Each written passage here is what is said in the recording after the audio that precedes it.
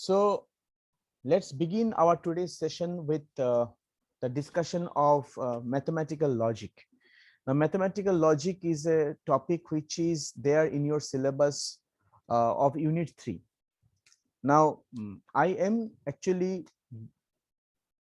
going to discuss mathematical logic in today's class because since we are learning discrete mathematics, now discrete mathematics, I started with equivalence relation, equivalence classes, etc. Congruence relation, and also in one or two classes I discussed about group theory. But if mathematical logic, the way and the procedure to write proofs, syntax, context, these things are not clear, then you shall not be able to grasp the ideas of proofs given in group theory. Also, mathematical logic is there in your syllabus in Unit 3. So I had to teach you that, but so I have decided to do it at first, and then once this particular section is complete, then we shall be again moving back to our group theory portion. Okay, so this particular chapter will help you to build a logical approach towards some problems. Okay, and you have to understand some special things about mathematical proofs and related things. So therefore this topic is very important from not only from examinations point of view, but also from any point of view. As you can consider, if you are arguing with someone, okay, on some topic, then if you are unable to convince him about your logic, then you can write down these things. But although the matter will be so silly when people are arguing, they just lost their mind. So you can write the things, you can build the statements made by you and your friends, and you can, if you understand what statement is, and then you can see who was telling truth, false, etc., etc. So it's, this particular topic is not related to maths only, it is related to practical life also. So natural science is actually concerned with collecting facts and organizing these facts into coherent body of knowledge so that one can understand nature. Mathematicians also does the same thing, but their approach is most of the time very deductive. Okay, it is not that mathematicians do not collect facts and make observations concerning their investigation. In fact, many mathematicians are there who spend a large amount of time performing calculations of special instances of the phenomenon they are studying in the hopes of that they will discover some sort of unifying principles. But however, even after these principles and conjectures are formulated, from mathematicians' point of view, the work is not over because they want to prove the conjecture. How do they want to prove the conjecture? On the basis upon the on the basis of the axioms on which the subject matter is built upon. Say, for example, you can say that the four principles on which the group theory is defined, or 8 principles on which the vector space is defined, they are the axioms, and we always go to prove all these things on the basis of these axioms. Okay, and not only this, you can build your proofs on the basis of the definition or terms that you have introduced in the subject matter. Also, you can take the help of other theorems which have been proved earlier to prove your current result. So engineers, physicists, chemists, they do the observations, they give their analysis on the basis of their observation, they also give predictions. But mathematicians, they want to stretch the things a little bit further. They do not stop or do not rest until they prove their conjecture that they have stated about a particular physical situation. Now, to prove something, often we teachers have seen that when students are given to write, to do some sort of proofs, they often do not understand how to write those proofs. Okay, they are just, if I ask someone that to prove that, find out that 2 plus 4 whole 6 square is this 36. Okay, so he can write 6 square as 3 plus 3 whole square, and then he can apply the formula of a plus b whole square, and he will say that, okay, I have proved this result is holding for 6 plus 6 whole uh, I mean 6 plus 6 whole square, 3 plus 3 whole square rather. Now, if I ask him that, okay, if 3 plus 3 is whole square is a special case, you should prove it for any number, and you have to consider in a general case a plus b whole square. Then he just doesn't understand that if it is actually satisfying for 3 and 3 taken twice, why should we do the proof for general case? So there is a kind of confusion among the students when they write proofs. Okay, and when the matter comes to the when the situation is like that, you have to disprove something, they don't understand that disproving something is actually means just to set one counter example.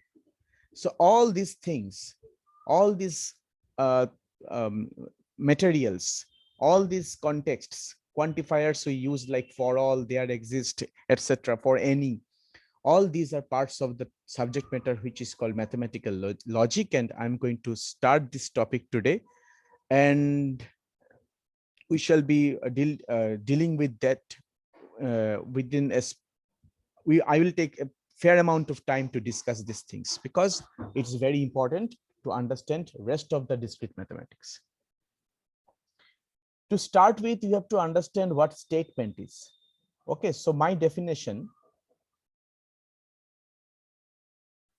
of this topic, the first definition of today's class is statement. Often we are lost in often we do not understand what statement is. We always get confused between the words sentence and statement.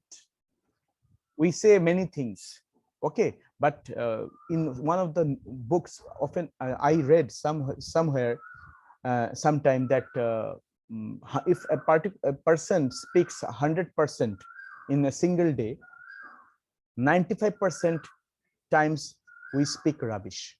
Okay, 5% we speak logic. Okay, so that was the matter of the article which I'm actually referencing right now. But we become always confused between the two words. One is called sentence and another is called statement. Sentence, you know very well that it is a construction of some it's a collection of some meaningful words and giving you some sort of idea or some sort of meaning in its entirety. But not every sentence is statement. That is a very important thing. So I must write it over here. Not every sentence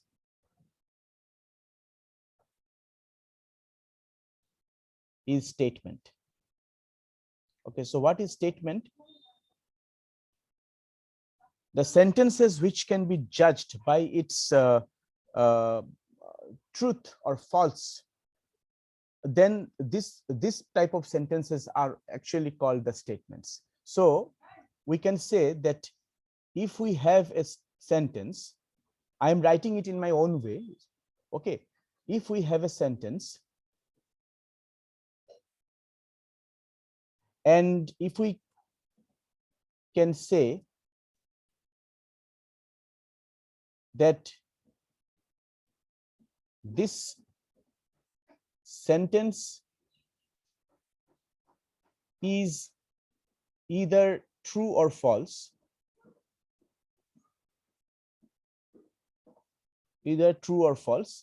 then that sentence is actually a statement. Okay, say for example, I can cite one example in this case or several examples in this case. So for example, I'm going to give you 3 sentences one at a time. First of all, if I say that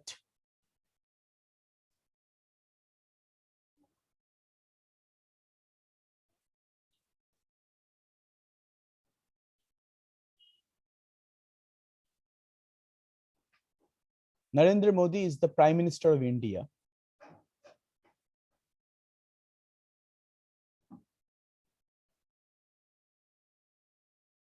so you can immediately say that, and one can immediately verify whether this statement is uh, false or true. Okay, obviously we know that this statement is this sentence is true, so we can call this sentence as a statement. So it becomes a statement actually, because we can say that it is true. Okay, let me give you another example. If someone says that 2 plus 2 equals to 5, we can immediately say that it is false. And since it is false, then also we can say that this is a statement. Okay, because it is always false. Now, let me cite another example. Number 3 is, there are infinitely many twin primes. There are infinitely many twin primes. Now, look at this statement. We know that always prime numbers have always been our obsession. Okay, because prime numbers have not been studied in its entirety. We are always confused about the prime numbers. We do not have any formula by which we can say how many, if we are given a range of numbers within that range, how many prime numbers will exist. We cannot say that. So there are, if someone says that there are infinitely many twin primes, now since this particular domain is not actually totally studied, and it is being studied today nowadays also, so in this particular case, at least we can say that, yeah, if someday one will be able to prove this statement to be either true or false. Either true or false. Right now we cannot say anything about this particular statement, whether it is true or false, whether it is true or is it false. But one day will come, and we are hopeful that someone will prove something which will tell that this particular statement is either true or false.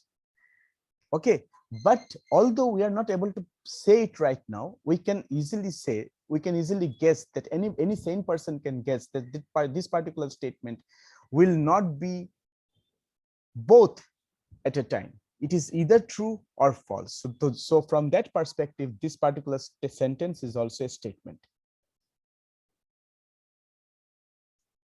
Now,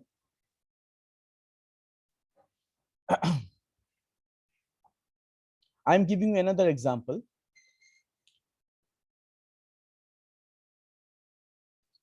Say, for example, if I write that the teacher, if someone says that the teacher responsible for teaching PCCS 401 in CSE A is a bad teacher.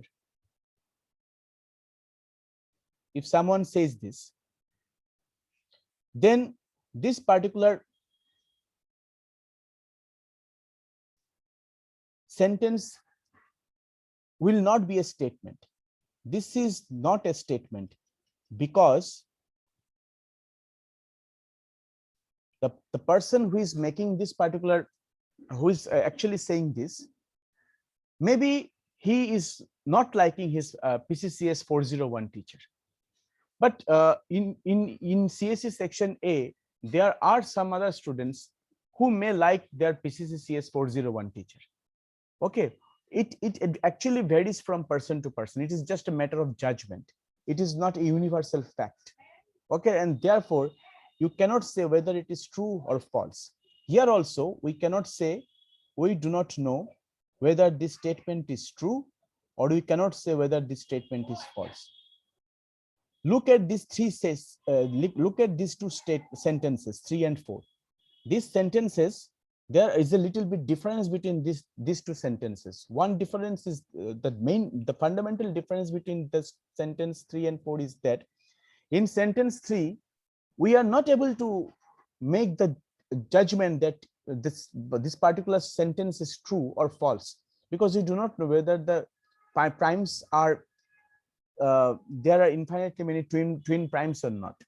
But at least we can say that either it will be true or it will be false one day when it will be proved. It is proved. But the second statement, that is 4, it will always remain a matter of taste, or it matter of perception or perspective of different students. A particular student may like his teacher, another student may dislike the same teacher. So therefore, in no way this particular statement 4 is, this particular sentence 4 is a statement. Okay, or if you say that today is a very beautiful day, then also it is not a statement, because in that case this particular day looks very beautiful to you, it may not look beautiful to any the others in of your class. So therefore we always have to be very careful whether we are making statements or not. Okay, so that's why we always become confused between the two things, sentences and statements. Often 95% times we make sentences, but we don't construct statements. Okay, now there are some statements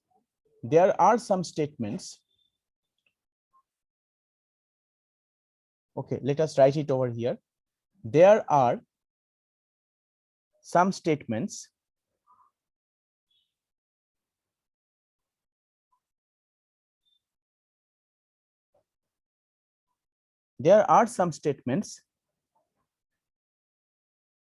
which are always true,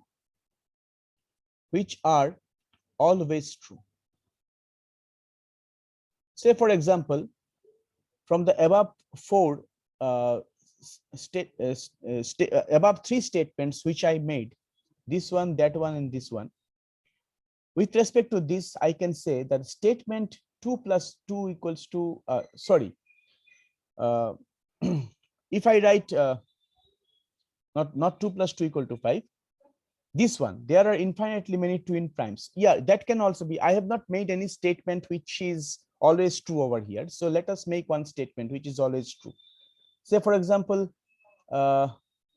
if I make it twice a, 2a, let us make another statement, say 2b. So if I make 2 plus 2 equal to 4, then this is true, and this is also a statement, we know. Now with respect to that, I'm saying that if there are some statements which are always true, so for example 2 plus 2 equal to 4, it is always true, and such a statement is called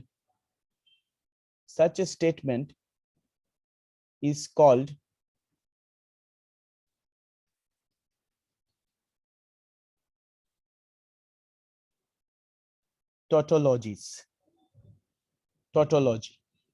Such a statement is called tautology. And on the other hand, there are some statements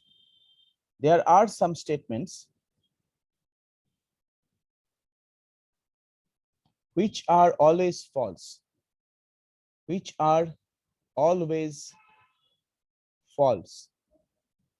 Say for example 2 plus 2 equal to 5, this is always false. Then such a statement is called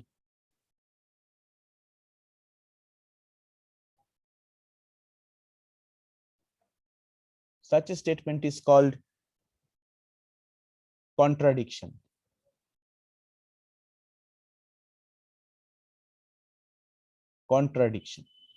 So a statement which is always true is called tautology, and a statement which is always false is called a contradiction. Okay, I must write contradictions because I have used the word are over here in plural. Statements which are always false are called contradictions. But there are statements, contradictions are also sometimes known as falsities. But we shall be using the word contradictions, okay, because we are familiar with this term. But there are some statements which are sometimes true and sometimes false. Okay, so they are not tautologies or contradictions. For example, Narendra Modi is the Prime Minister of India. It is not a tautology because it is not always true. It will not always be true, and it is not always false because he is the current Prime Minister of India. So therefore, this particular statement one is neither tautology nor contradiction. Okay. So this is the basic definition which I gave you as a starting point of the subject matter of mathematical logic. Now let us talk about more mathematics in this regard. So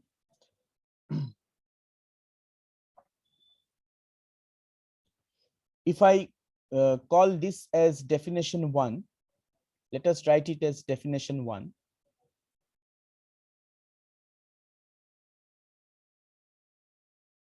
And let us call this as definition two.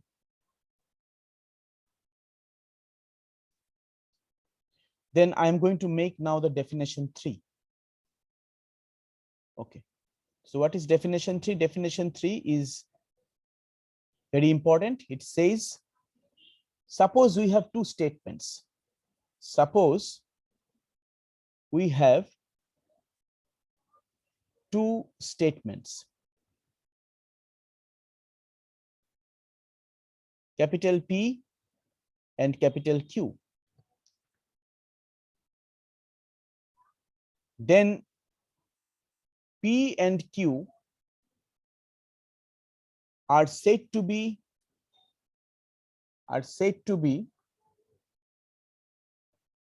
logically equivalent,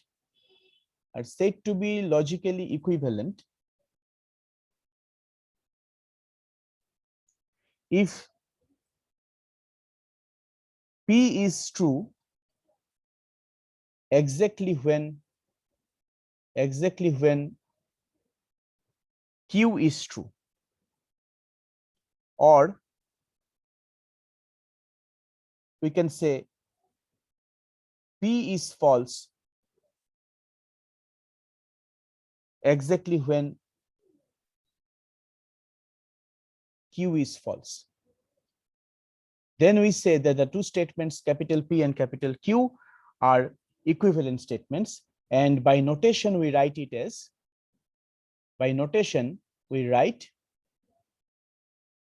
P is equivalent to Q. This is our notation. Okay, so you can say that, suppose I'm saying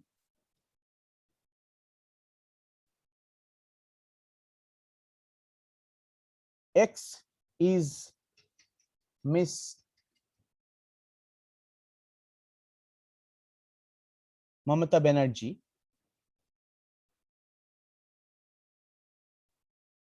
X is the president of the party TMC. Now you can immediately understand, you can immediately say from there that Mamata Banerjee is indeed the party president, and therefore these two statements you can say that they are equivalent statements. So we can call this as capital P and we can call this as capital Q. Okay. There are some other statements with respect to, there are some other definitions which we need to understand properly if we want to deal with mathematical logical problems. Okay, so the fourth definition which I must write goes like this. Definition 4. Suppose capital P is a statement. Suppose capital P is a statement, then its negation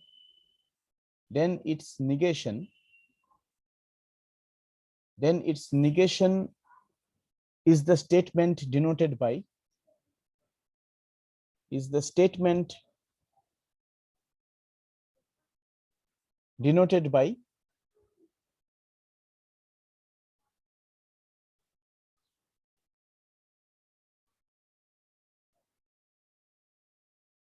not P or sometimes we write it as tilde p, not p, or tilde p. So it is quite obvious. It is quite obvious that when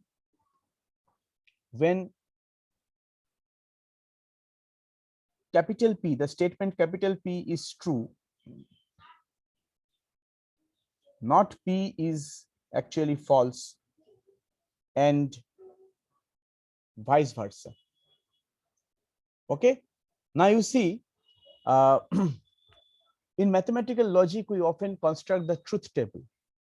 Okay, and by truth table, we try to verify what, with respect to a given statement, what will be the status of other statements that can be constructed from there. Okay, so I'm going to design the truth table for this negation of P. Okay. In truth table,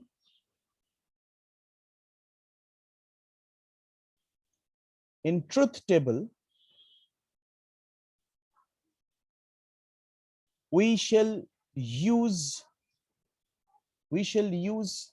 capital T for true and capital F for false. Okay, so how to construct the truth table for in this particular case? So first of all, you will write the statement capital P and the statement negation of capital P. Okay, now the truth table will go like this. If I'm going to construct the truth table for this statement capital P and negation of capital P, it will be as follows. If the statement capital T is true, its negation will be false. If its statement is, this statement capital P is false, its negation will be kept true. Okay, now let us try to prove the following result. It is a problem. Now suppose after learning this, I have asked you to prove that not of not P is equivalent to the statement capital P. How will you do that? Or if someone writes not of not P is equal to capital P is equivalent to capital P, how will you do that? You are going to construct a truth table for this. So you don't have to write anything. You know this truth table for the statement and its negation. So in the proof, you are going to design the truth table for this particular statement which you are supposed to show. So first of all, we will write as a proof, we will write capital P, the original statement, and then we'll write its negation. That is, in the second column, we are going to write its negation, which is tilde P. And then in the third column, we are going to write tilde of tilde P. This notation is often called tilde. Okay, now let us put the values. Now, when the statement capital P is true, tilde P is false. When capital P is false, tilde P is true. Now look at this. You try to correlate the second and the third column. In the second column, what do we find? That if tilde P is false, in place of tilde P, for your sake of understanding, you can say that suppose tilde P is your Q. Then tilde of tilde P is what? Tilde Q, not Q. So if Q is false, then in that case, not Q will be true. If Q is true, in this case, the not Q will be false. Now you see that the two values for capital P and the two values for not of not capital P, they are same. And therefore, this proves that capital P is equivalent to the statement not of not P. Okay, a very simple example which I have shown you. Now, this is one example, this is one definition which I've given you, definition number 4. Now in the next page, I'm going to show you another definition. Let us call it definition 5. Okay, this is definition 5. Now, what definition 5 is saying? Now you see that when we have numbers, how do we connect the two numbers? We actually add them to join the two numbers. Okay, so if I give you 3 and 2, you add the two figures and you say that, yeah, 3 plus 2 gives me 5. When I give you two sets, then what you do, how do you connect the two sets? You take the union of the two sets. Okay, so when I give you the set capital A and set capital B, you will say that, okay, the total of these two, if I want to join and in its the two sets in their entirety, I'll have to write A union. Now when I give two statements to you, then how do you join the two statements? It is pretty obvious. What you do, you just take one statement and you take another statement and you put and in between. So that and, the thing that is called and is denoted by, that is the definition which I'm going to give to you right now. Okay. Oh, by the way, this proof, the result which I proved here above as an example one, this particular result has a special name. So I must give you the name over here. This particular result is actually called principle of double negation. Principle of double negation. Remember this, it's very important. Now, the next definition 5 goes like this. If capital P and capital Q are two statements, capital P and capital Q are two statements, then we join them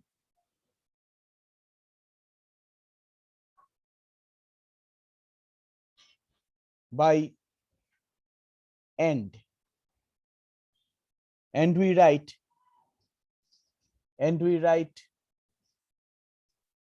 P and Q, or in mathematical logical notation we write it as P and Q. Okay, this and is called conjunction. This and is called conjunction. Okay, so in this particular case, it has been stated that if P and Q are two statements, P and Q will be true